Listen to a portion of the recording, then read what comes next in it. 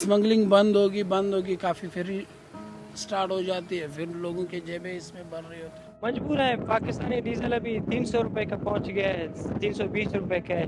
ईरानी petrol हम गरीबों के लिए बना हुआ है, उधर से जो लाते हैं इसलिए 20-30 रुपए का बचत। इस तरह के फैंसी और फॉल्स पैकेजेस से बलूचिस्तान में तरक्की नहीं होगी। चोरी छुपे आप कुछ कोई चीज़ यहाँ से वहाँ भेज रहे हैं ना, ये शायद हमारे जो ऊपर लेवल के लोग हैं उनको तो पता है, उनके इल्म में है।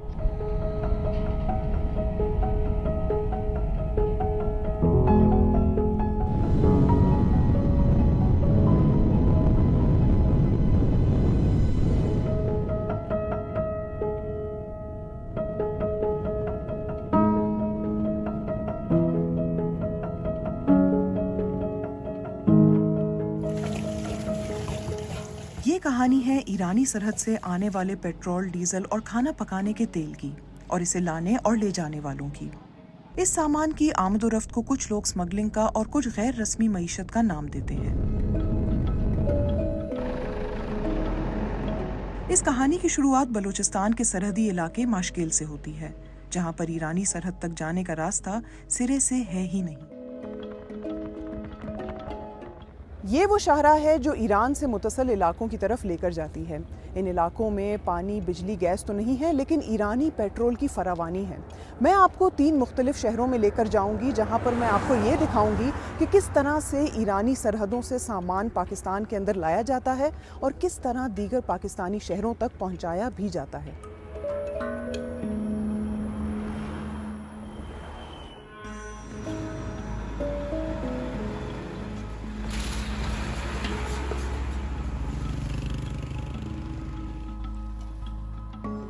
मेरे लिए ये खित्ता नया नहीं है, लेकिन माशकेल का रास्ता मेरे लिए बिल्कुल नया है। माशकेल आना मेरे लिए इसलिए ज़रूरी था क्योंकि ये उन सरहदी इलाकों और रास्तों में से एक है जहां से ईरानी पेट्रोल और डीजल मुल्क के दीगर हिस्सों तक पहुंचाया जाता है। यहाँ रास्ते में जगह जगह नीले रंग के पिकअप ट्रक नजर आए, जिन्हें आम जबान में जम्बात कहा जाता है। एक जम्बात ड्राइवर ने मुझे बताया कि कैसे सरहद के दोनों अतराफ गाड़ी रोककर पाकिस्तान से आने वाली गाड़ियां ईरानी सरहद से आने वालों से पेट्रोल और डीजल ले लेती हैं और इसे अपनी गाड़ी में लोड करके क्वेटा, ग्वादर, लसबेला और कराची ले जाती हैं।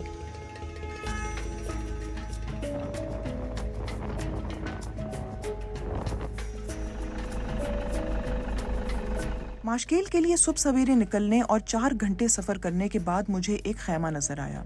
इस खैमे के आसपास कुछ और तो नहीं था, लेकिन अपने अलावा एक और शख्स को देखकर मुझे तसल्ली जरूर हुई।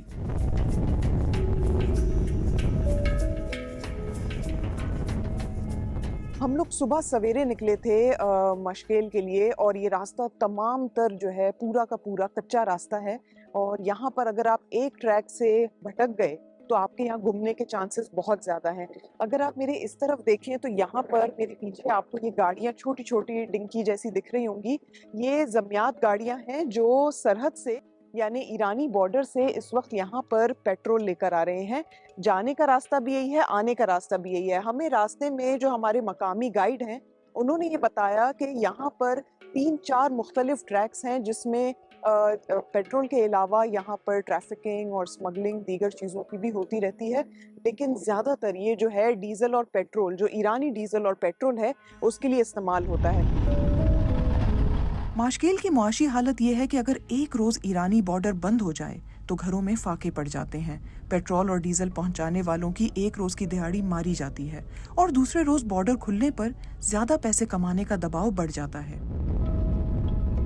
आगे आने वाले रास्ते पर मेरी मुलाकात उन लोगों से हुई जिनकी जिंदगी का दारोमदार ईरानी पेट्रोल पर है। इन मिलने वालों में मेरी मुलाकात एक 24 साला जम्बात ड्राइवर से हुई। जी हाँ, हम बलोच सारे इसी से गुजारा कर रहे हैं मैडम। हम लोग का और कोई चीज़ है ही नहीं। जहाँ भी जाओ यही बलोचों का, जो जिधर बलूचिस्तान का जो भी एरिया है वो इसी, या कोई काबुली गाड़ी पास करवा रहा है, कोई डाटसन चला रहा है, कोई अपना गरीबी कर रहा है, मजदूरी। इसके अलावा हमारे बलूचिस्तान में कुछ है ही नहीं। आप यहाँ देख सकते हैं कि ये रोड है हम लोग का, अभी ये हाल है हम लोग का। आज मुझे 7वां दिन है आए यहाँ से, ये हाल है, ये गाड़ियाँ हैं हम लोग। और कोई ना हमें डिप्टी दे सकता है, कोई ना हमारा कोई ख्याल रख सकता है। हम लोग का यही जिंदगी है बस। गुजारा है, कोई पूछने वाला नहीं है। आप लोग आ गए माशाल्लाह, आपसे पूछ रहे। आज तक किसी को हमने यहाँ नहीं देखा है जो आकर हमारा हालात पूछे। क्या सहूलत करनी चाहिए, क्योंकि देखें जो आप काम कर रहे हैं वो स्मगलिंग के जुमरे में तो आता है। जी हाँ। तो आप क्या कहेंगे कि क्या हो कि ताकि ये काम या तो लीगलाइज हो जाए या कुछ भी? जी हाँ, हम ये कहना चाहते हैं कि ये काम तो है ही इस तरह मैडम, और दूसरा बात ये है कि हम लोग का काम बलूचिस्तान का है ही यही, और इस तरह काम नहीं है कि हम करें। गवर्नमेंट से यही कहना चाहते हैं कोई फैक्ट्री वगैरह या कोई ऐसा काम शुरू करे कि हम अपना गरीबी वहाँ कर सकें। वो घर से फिर यहाँ हम आ नहीं सके, अभी हम क्वेटा से आए हुए हैं। एक और 19 साला ड्राइवर ने बताया कि कैसे वो ये काम मजबूरी में कर रहे हैं। हम गरीब लोग हैं, इधर रोड भी नहीं है, इधर कोई चीज़ बिल्कुल नहीं है। मुझे 4 साल तो है मैं इस कारोबार की साथ काम कर रही है। बस इसी तरह की इधर से आया, मुश्किल से लोड करेंगे डालबंदे से उतारने के लिए। और कितना आपकी कमाई होती है इस गाड़ी पे? गाड़ी की 10,000, 4,000, 6,000। माशकिल के बाजार पहुंचने पर मुझे इस बात पर हैरानी हुई कि इस बाजार में खाने पीने की अशिया से ज्यादा बड़ी तादाद ईरानी पेट्रोल और डीजल के कंटेनर्स की थी। और इसी जगह लोगों ने मुझसे बात करने से इनकार कर दिया। ईरानी पेट्रोल का कारोबार करने वाले ताजिरों ने मुकम्मल तौर पर बात करने से ये कहकर मना कर दिया कि उनका कारोबार बंद हो जाएगा और इस बात की खबर किसी न्यूज़ चैनल पर नहीं चलेगी।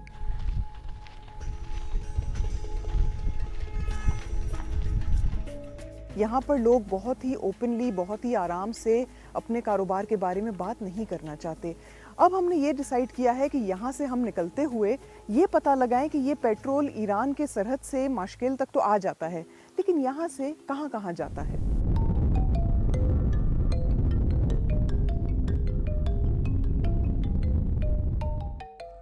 माशकिल से वापसी पर मैंने देखा कि कैसे इस पूरी पट्टी पर हुकाम बमुश्किल ही नजर आते हैं और अगर वो किसी जंबात को रोक भी लें तो बगैर कागज चेक किए आगे जाने देते हैं।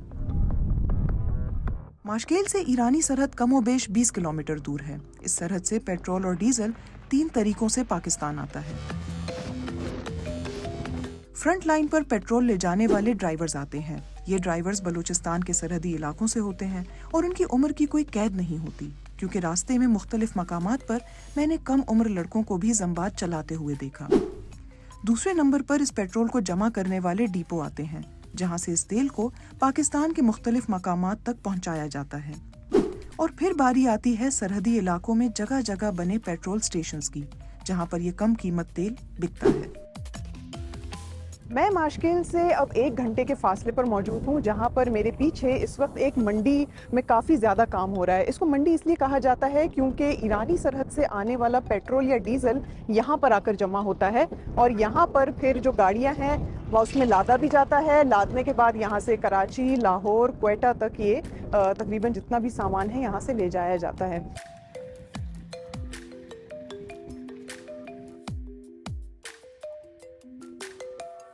फ्रंट लाइन पर काम करने वाले ड्राइवर्स और इस सस्ते तेल की खरीदो फरोख्त करने वाले ताजरों से बात करने के लिए अब मैंने ग्वादर का रुख किया। माशकिल से आने वाला तेल मुख्तलिफ स्मगलिंग के रास्तों से होता हुआ ग्वादर पहुंचता है, लेकिन हैरान कुन तौर पर मुआशी इक्तिसादी राहदारी से मंसूब होने के बावजूद ग्वादर के रिहायशी भी अपने लिए इसी तेल को आमदनी का वाहिद तरीका समझते हैं। यहाँ मेरी मुलाकात पेट्रोल ले जाने वाले 27 साला ड्राइवर से हुई, जिन्होंने रेंट अ कार का कारोबार छोड़कर ईरानी तेल लाने और ले जाने का काम हाल ही में शुरू किया है। आप मुझे ये पहले तो बताएं कि ये जो पीछे डब्बे रखे हैं ये भरे हुए? नहीं, खाली है। अच्छा, आज खाली है। रेंट अ कार और इसमें जमीन आसमान का फर्क है, तो ये फिर भी आप ये काम कर रहे हो? जी हाँ, वो कभी कभार है, कभी कभार नहीं है। ये है कि डेली रूटीन पर है, अगर काम हो जाए। एक बार में आपको कितने मिल जाते हैं पैसे रेंट अ कार से? में 2,000-3,000 मिल जाते हैं। महंगाई ने ऐसा कर दिया कि बंदा लाजम से ऐसे ही काम करे, अगर दूसरी जगह मजदूरी करे, दूसरा काम, इसका गुजारा नहीं होगा।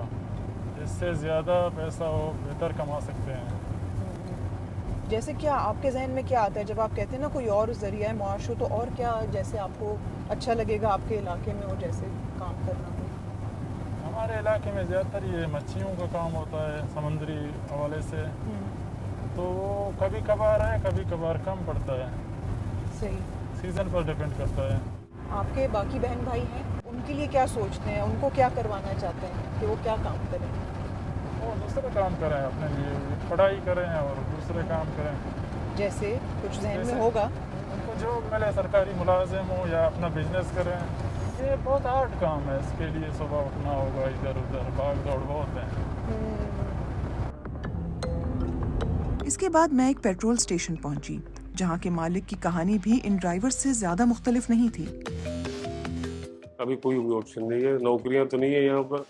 मैंने खुद बीए किया हुआ है, ठीक है, मैं यहाँ पर बैठा हूँ और मेरा भाई वहाँ पर पढ़ रहा है, यूनिवर्सिटी में पढ़ रहा है, अभी तक पढ़ रहा है, लेकिन आगे चल के भी यही काम करेगा वो, दूसरा ऑप्शन ही नहीं है हमारे पास। जब मैं तकरीबन 18 साल का था, जब स्कूल ख़त्म किया मैंने, तो उसके अलावा हमने देखा कि यहाँ पर कोई काम और चलता नहीं है, सिर्फ पेट्रोल के अलावा, पेट्रोल और डीजल के अलावा। तो इसीलिए समझ में आया कि इसी काम को करना है आगे चल के, तो हमने इसी काम को स्टार्ट किया। पहले ये था कि पहले मुनाफा ज़्यादा था, ठीक है, और पैसे कम देने पड़ते थे वहाँ पर। अभी मुनाफा ही कम है और पैसे डबल देने पड़ते हैं उनको। पहले मतलब लाख रुपए में हमें पूरा सिस्टम मिलता था, लेकिन अभी 10 लाख में भी सिस्टम नहीं मिलता। जबकि उन्होंने इस बात का एतराफ भी किया कि पेट्रोल लाने और ले जाने में उन्हें गिरफ्तारी का खदशा भी रहता है। ज़्यादातर कोस्ट गार्ड के मसले वहाँ पर आते हैं ना, कोस्ट गार्ड तंग करते हैं, गाड़ियों को भी कस्टम वगैरह तंग करते हैं, लेकिन जो वहाँ पर सिस्टम बना हुआ है, निज़ाम पैसों के जरिए हल होता है, तो वही हिसाब कर लेते हैं उनके साथ। अब ये तो ईरानी पेट्रोल की कहानी थी, लेकिन ईरान से बड़ी तादाद में कुकिंग ऑयल भी इन्हीं रास्तों से पाकिस्तान के मुख्तलिफ शहरों तक पहुंचता है। 2 साल पहले तक ईरानी सरहदों से आने वाला कुकिंग ऑयल ग्वादर के साहिल तक पहुंचाया जाता था, लेकिन हुकाम की जानिब से सख्तियों के बाद से इसकी अब मुतबादिल रास्तों की तलाश की जा चुकी है। मुझे बताया गया है कि इन मुतबादिल रास्तों में से एक कुंटानी का इलाका है, जहां पर पेट्रोल और डीजल के अलावा अब कुकिंग ऑयल भी पहुंचाया जाता है। ये 20 लीटर 1 गैलन में होता है, जो आज भी यहाँ के साहिल पर यानी मुतबादिल रास्तों से पहुंच जाता है। यहाँ पर आने के बाद इसको रीपैकेज करके कराची, इस्लामाबाद, पिंडी और लाहौर तक पहुंचाया जाता है। बलूचिस्तान का कोई ऐसा इलाका नहीं है जहां पर ये कुकिंग ऑयल बआसानी दस्तयाब ना हो।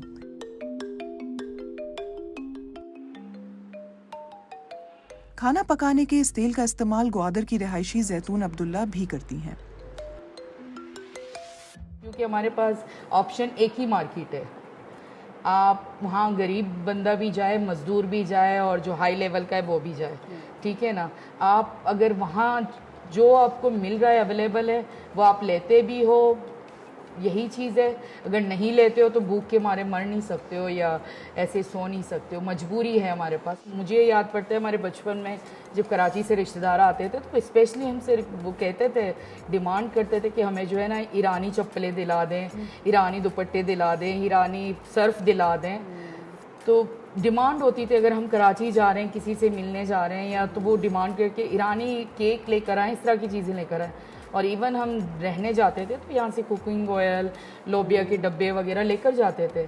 अब वो सारी चीज़ें खुद कराची में मिल रही हैं। स्मगलिंग वही है, चोरी छुपे आप कोई चीज़ यहाँ से वहाँ भेज रहे हैं ना, ये शायद हमारे जो ऊपर लेवल के लोग हैं उनको तो पता है, उनके इल्म में है चीज़ें जारी, चले ठीक है आप ज़्यादा जा रहे हैं, चीज़ें बेच दें, आगे ट्रांसपोर्ट कर दें, लेकिन जो आप बॉर्डर के साथ जो इलाका है, जो शहर आबाद है, जो शुरू से ही डिपेंडेड है ईरान की चीज़ों पे, उसको तो मिलनी चाहिए ना उनको वो चीज़ें, और एक अच्छी रीजनेबल प्राइस में मिलनी चाहिए ना।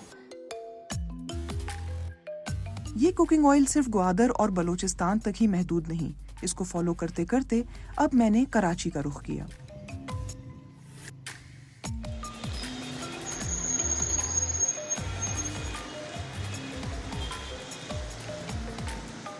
खाना पकाने का ये तेल ग्वादर के रास्ते होता हुआ कराची के यूसुफ गोट बस टर्मिनल पहुंचता है और इसे वहीं साथ बने बड़ा रोड नामी होलसेल बाजार में बेच दिया जाता है।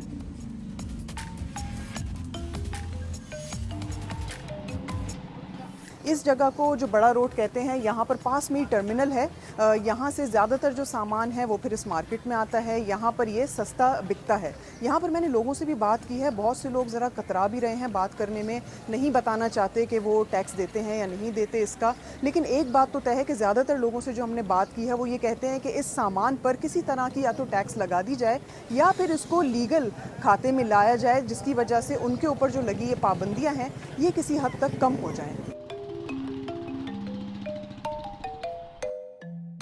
हम बच्चे थे, शायद हम पैदा भी नहीं हुए थे, तब से ये बात चल रही है कि स्मगलिंग बंद होगी, काफ़ी फिर स्टार्ट हो जाती है, फिर लोगों के जेबें इसमें भर रही होती है। अगर बंद होना होता है तो काफ़ी बंद करे, फिर हम लोग कोई और काम शुरू करते हैं। दुनिया में कोई काम धंधा कोई कम तो नहीं है, बंदा कोई और कारोबार स्टार्ट कर लेते, कोई और चीज़ स्टार्ट कर लेते, या पूरा रिलीफ दे हुए या पूरा इसको बंद करे, जैसे सीलेज होता है उस तरह करे।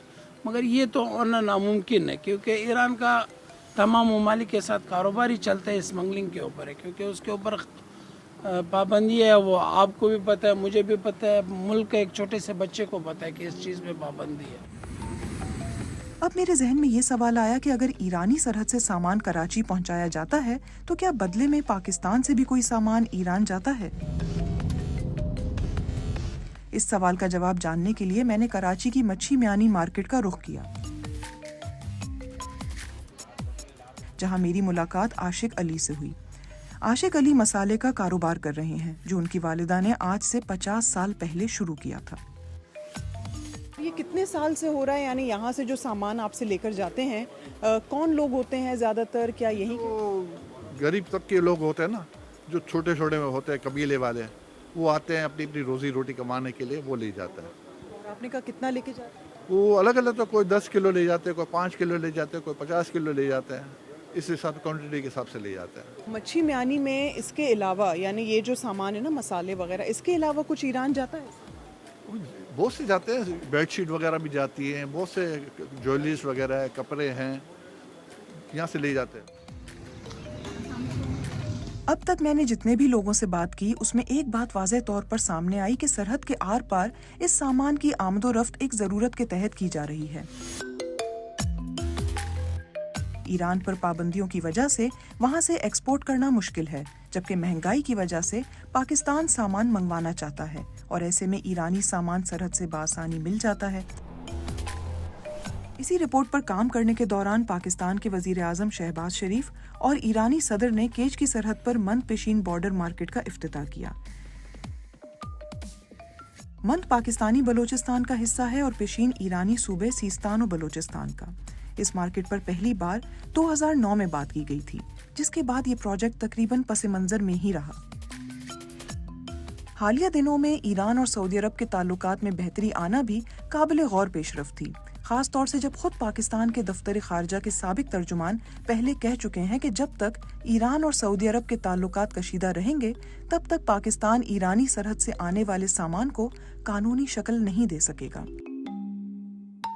अब जो ईरान और सऊदीया के दरमियान ताल्लुकात बेहतरी की तरफ बढ़ रहे हैं चाइना की वसातत से, तो ये मेरे ख्याल में हमारे इलाके के लिए एक खुशाइंद बात है, क्योंकि इससे ये जो बॉर्डर है वो उस पर रोज़गार के, कारोबार के और उस कारोबार को लीगल करने के ज़्यादा चांसेस सामने आए हैं। अब सवाल ये भी है कि तिजारती ताल्लुकात फाल करने से पाकिस्तान को क्या फ़ायदा होगा? मैं कहता हूँ चलते रहना चाहिए, और लेकिन इसकी पॉलिसी बनाना चाहिए, क्योंकि वैसे भी इसका ये है कि ये बॉर्डर ट्रेड के मद में आ जाता है, क्योंकि यहाँ पे डॉलर कोई इन्वॉल्व नहीं, यहाँ पे कैश पेमेंट है और चीज़ के बदले चीज़ हम दे देते हैं। जैसे LPG लेते हैं या दूसरी चीज़ें लेते हैं, उसके बदले चावल दे देते हैं, आम देते हैं, मैंगो देते हैं। इससे हमारे मुल्क की मईशत में फ़ायदा होगा, इस्तेकाम आ जाएगा, क्योंकि हमारे चावल भी चला जाएगा, एक्सपोर्ट हो जाएगा, मैंगो भी होगा, कीनू भी होगा, और बहुत सारी ऐसी मसालाजात चीज़ें हैं जो हम उस तरफ भेज रहे हैं। और अब दूसरा सवाल ये भी है कि इस तरह के प्रोजेक्ट्स पहले भी शुरू किए जा चुके हैं, तो वो नाकाम क्यों हुए? ये सारे फॉल्स प्रॉमिसेस थे, चाहे पीपल्स पार्टी ने बलूचिस्तान पैकेज के नाम पे दिए, या उसके से पहले जनरल मुशर्रफ ने दिए, या इसके बाद मौजूदा हुकूमत ने, जो पिछली हुकूमत इमरान खान की, जो बलूचिस्तान उन्होंने सदरन पैकेज के नाम से एक 360 अरब का एक पैकेज दिया।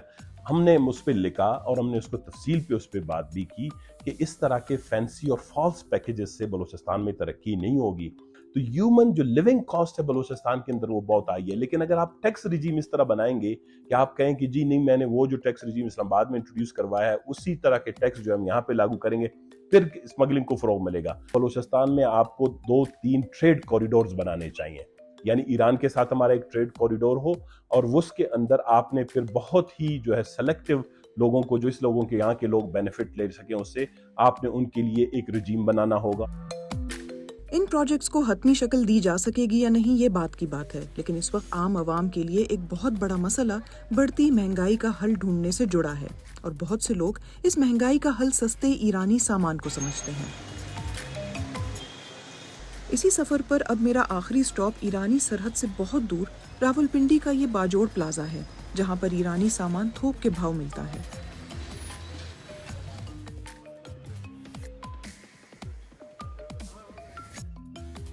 यहाँ पर आते साथ ही मुझे कुकिंग ऑयल दिखा, जो ईरानी कुकिंग ऑयल इससे पहले मैं आपको कराची और ग्वादर में दिखा चुकी हूँ।